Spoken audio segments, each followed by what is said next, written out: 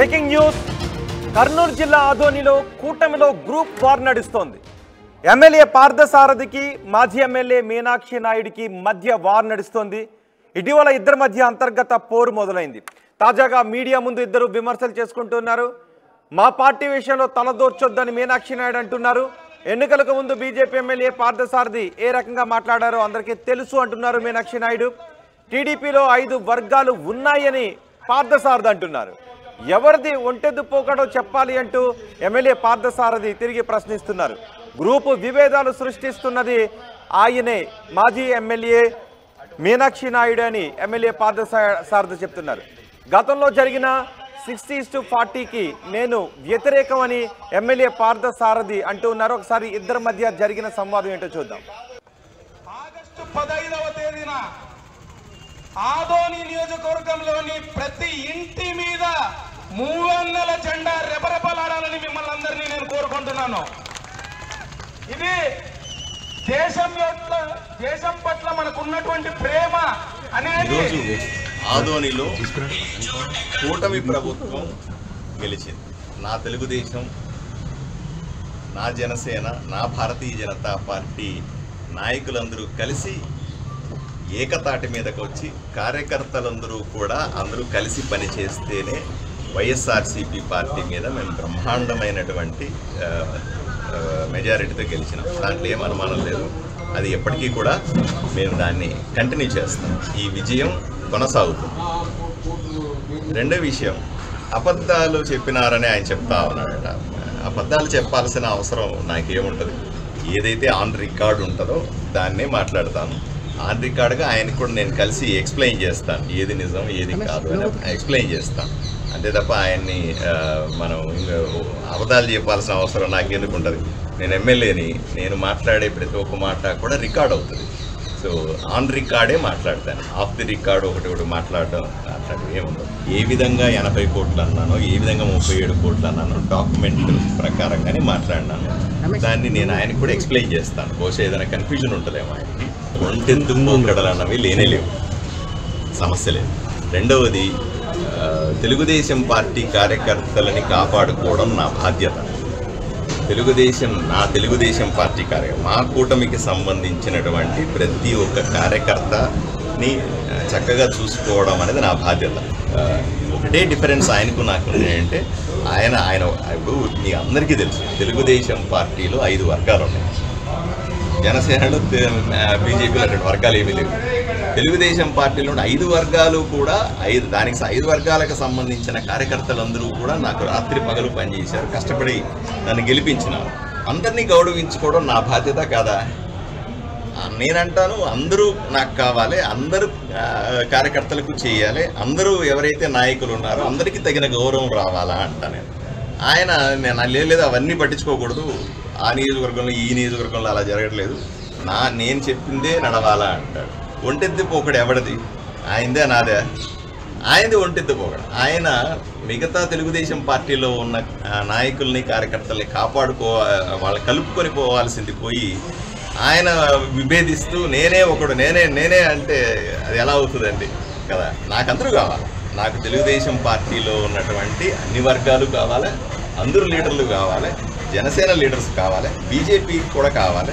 అందరి పట్ల నేను గెలిచాను. అందరూ సహకరిస్తే, అందరూ నాకు సాయం చేస్తే గెలిచాను.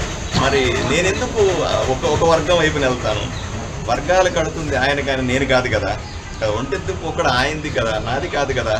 నాది ఏ విధంగా ఒంటెద్దు పోకడ చెప్పాలి కదా. మరి వైఎస్ఆర్సీపీ పార్టీలో ఉన్నటువంటి నాయకుల్ని కార్యకర్తల్ని ఎవరైతే భారతీయ జనతా పార్టీ ఆలోచన విధానం నచ్చి మా దగ్గరికి వస్తున్నారో వాళ్ళని తీసుకునే హక్కు మాకుంది.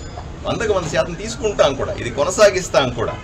వైఎస్ఆర్సీపీ పార్టీ చేతిలో నలిగిపోయినటువంటి కార్యకర్తలు ఈరోజు మా దగ్గరికి వచ్చి చెప్తా ఉన్నారు, ఏమంటే మేము అక్కడికి అసలు ఉండలేము, ఆ పరిస్థితి కాదు, మీ పార్టీలోకి వస్తాం, దయచేసి మేము కూడా మంచి రాజకీయాలు చేస్తామని అడిగే వాళ్ళందరినీ కూడా తప్పనిసరిగా పార్టీలోకి తీసుకుని మా బలాన్ని పెంచుకునే ప్రయత్నం చేస్తాం.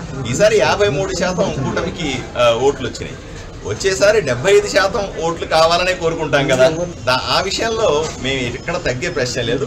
వచ్చిన వాళ్ళందరినీ కూడా తప్పనిసరిగా చేర్చుకుంటాం. పార్టీ బలాన్ని పెంచుకోవడం అనేది వ్యూహంలో భాగమే. మేము అధికార పార్టీలో ఉన్నామా లేదా అనే అనుమానం కలుగుతా ఉంది. ఎందుకంటే ఎంతో కష్టపడి మేము గెలిపించుకున్నాం. మా నాయకులు కార్యకర్తలకి మా ప్రభుత్వం వచ్చింది అనే ఆనందం కూడా లేకుండా ఇది మా నియోజకవర్గంలో. కాబట్టి మేము మా అందరి సహాయ సహకారాలతో గెలిచిన అభ్యర్థి అయిన పార్థసారథి గారికి ఇప్పటికీ మేము ఒకటే విజ్ఞప్తి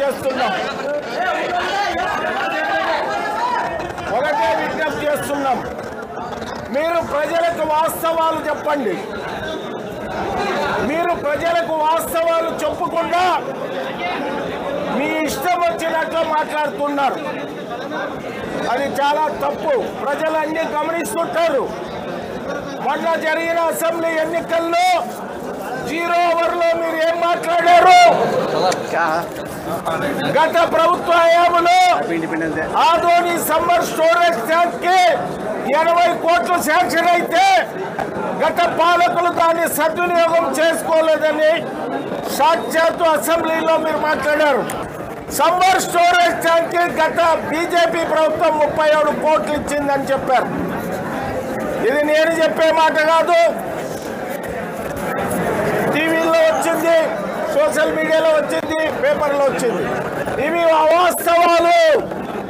ఆదోని పట్టణంలో ఉన్న ప్రజానీకాన్ని నేను తెలియజేస్తున్నా, కేంద్ర ప్రభుత్వము 80 కోట్లు సమ్మర్ స్టోరేజ్ ట్యాంక్ ఇవ్వలేదు, 37 కోట్లు కూడా ఇవ్వలేదు. మరి వైకాపా నాయకులు ఎందుకు దీన్ని ఖండించడం లేదు? దీనికి ఆన్సర్ ఎవరు చెప్తారు? అవాస్తవాలు చెప్పద్దండి. ప్రజలంతా అమాయకులు కాదు, ప్రజలేమో అమాయకులు కాదు, అవాస్తవాలు చెప్తున్నారు. ఏ ఫండ్లు తెచ్చారండి మీరు? ఏ ఫండ్లు తెచ్చారు? మేము మిమ్మల్ని పొగడం, మమ్మల్ని విమర్శించుకొని మిమ్మల్ని పొగడం. ఈయన గెలిస్తే కేంద్రం నుంచి నిధులు తెచ్చి మన నియోజకవర్గం అభివృద్ధి చేస్తారని 13 నియోజకవర్గాల్లో ఉన్న తెలుగుదేశం ఎమ్మెల్యేలు గెలిచినా ఈ సౌకర్యం ఎవరికి లేదని ఈయన గురించి పొగిడాం మేము. కానీ ఈరోజు మా కార్యకర్తలు మేమంతా ఒక అవగాహనగా మాట్లాడుకున్నాం. ఆ అవగాహన మేరకు మా కార్యకర్తలకి న్యాయం జరిగేదానికి ఈ రోజు వరకు కూడా మీరు అడ్డుపడుతున్నారు. మా పార్టీ అధినాయకత్వానికి ఏ విషయం రోజు నేను తెలియజేశాను. అధినాయకత్వం ఓపిక పట్టు అన్నారు. మా కార్యకర్తలు చాలా నిరుత్సాహంగా ఉన్నారు. ఈరోజు అధికారం వచ్చిందనే సంతోషము మా కార్యకర్తల్లో లేదు. నాకు టికెట్ రాకుండా నేను బాధపడ్డా. పార్టీ బతికున్నన్ని రోజులు మీరాశ్రయాలు సచ్చే వరకు నాకు ఏమి రాకపోని ఈ పార్టీ కోసం కృషి చేస్తా. కానీ నా కార్యకర్తలకు అన్యాయం జరిగితే నేను ఓర్చుకోలేను. ఇప్పుడు కొన్నే చెప్పాను మీకు, ఇంకా చాలా ఉన్నాయి. మేము ఎన్డీఏ కూటమి మేము బలపరుస్తాం, మద్దతు ఇస్తాం, సహకరిస్తాం.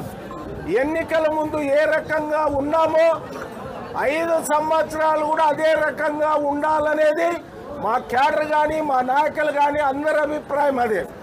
దయచేసి మా నాయకులు కూడా కొంతమంది అర్థం చేసుకోండి.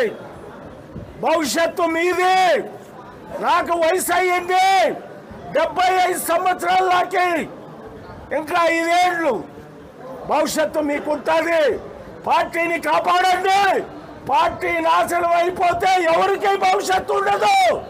మన కార్యకర్తల ఆదోని నియోజకవర్గంలో అధికారం వచ్చిందనే ఒక సంతోషం లేకుండా ఉన్నాం ఈరోజు.